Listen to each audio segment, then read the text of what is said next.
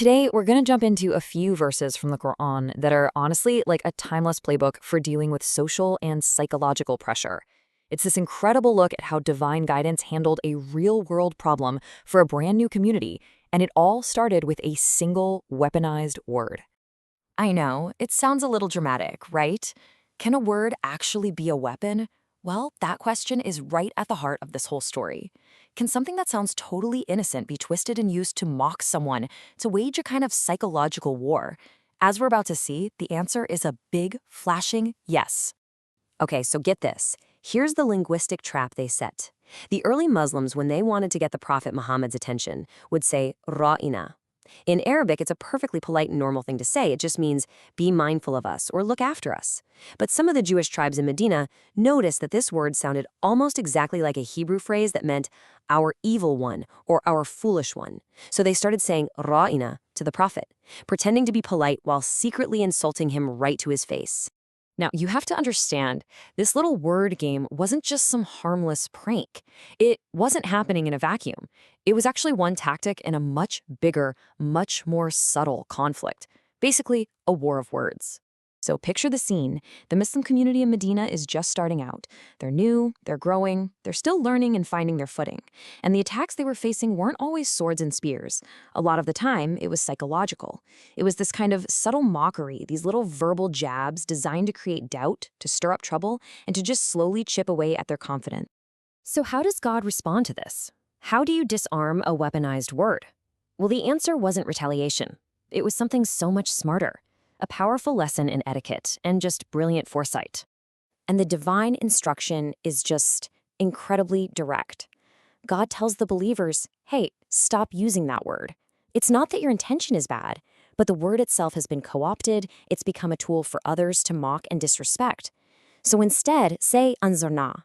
It means look upon us, it carries that same respectful meaning, but there's no way to twist it into an insult. And then there's that simple command at the end, and listen.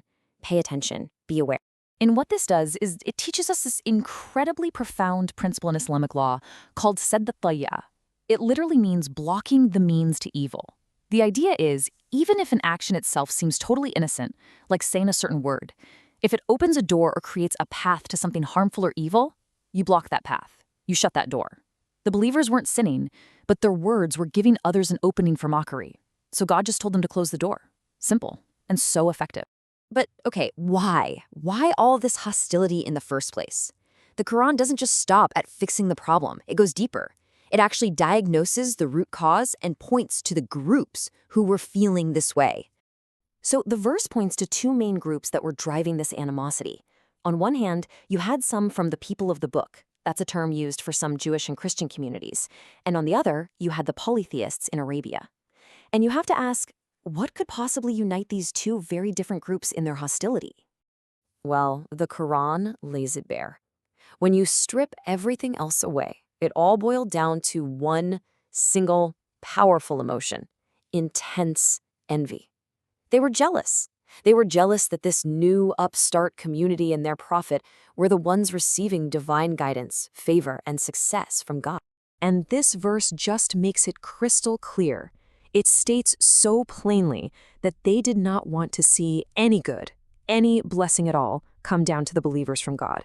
So this wasn't just a theological disagreement. This was a deep personal animosity that was being fueled by pure envy of the blessings God was giving to the Muslim community. Now, the psychological attacks didn't stop with wordplay. They also tried to sow confusion on a theological level, to raise questions that would try to shake the believers' faith. And one of their biggest talking points was about changes in divine law. This was their big gotcha question. They would point to things like the direction of prayer, which had recently changed from Jerusalem to Makkah, and they'd taunt the Muslims saying, see, if this is really from an all-knowing God, why would he need to change his mind? Why would he cancel out his own commands? It was a really clever way to suggest that the whole thing wasn't really divine at all. So the Quran addresses this challenge head on. It explains this concept of naskh, or abrogation. And the key thing to understand here is that abrogation is not God correcting a mistake. Not at all. It's an act of divine wisdom and mercy. It's God in his infinite knowledge replacing an old ruling with a new one that is either better for the people or at least similar in its benefit as their circumstances change over time. A good way to think about it is like a doctor prescribing medicine for a patient. When the patient first gets sick, the doctor gives them one prescription. But as the patient's condition improves or changes, the doctor might adjust the dosage or change the medicine completely. Does that mean the first prescription was a mistake? Of course not. It means the doctor is wisely adapting the treatment to the patient's current needs. In the same way, God adapts his guidance for humanity as our circumstances evolve. Okay, so let's put ourselves in their shoes. You're part of this new community. You're dealing with mockery, with people playing psychological games, with others trying to poke holes in your theology. What are you supposed to do? How do you respond to all of that? Well, the final verses in this section give the ultimate playbook for resilience. So first, God gives a powerful reminder of what's really going on.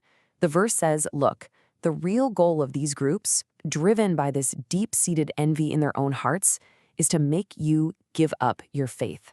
Their ultimate wish is to see you fail. And then comes the divine instruction. And honestly, it is so stunningly counterintuitive. When you're faced with people who want nothing more than to see you fail, the command isn't to fight back. It's not to insult them back. It's not to get into endless arguments. The instruction is simply pardon and overlook. Forgive them and just turn away from their provocations. But here's the brilliant part. Pardoning and overlooking doesn't mean being passive. It doesn't mean you just sit there and do nothing. No. While you are overlooking their hostility on the outside, you are commanded to pivot inward. Double down on your own spiritual foundation. Establish your prayer and strengthen your connection to God. Give charity to purify your wealth and to build up your own community. Focus all that energy on doing good for your own souls. And that right there is the ultimate strategy. It's not about fighting fire with fire. It's about building an unshakable spiritual fortress inside yourself. The goal isn't to win their petty games. The goal is to build an inner core that is so strong, so solid, that their words and their plots and their envy just can't even touch you. And to top it all off, this section ends with this incredible reassurance, a promise that every single prayer, every act of charity, every bit of good you do in the face of all that negativity, none of it is wasted. It's an investment you are making for yourself, and you will find the full reward for it waiting for you with God, who sees absolutely everything. And all of this leaves us with a really powerful question for our own time, doesn't it?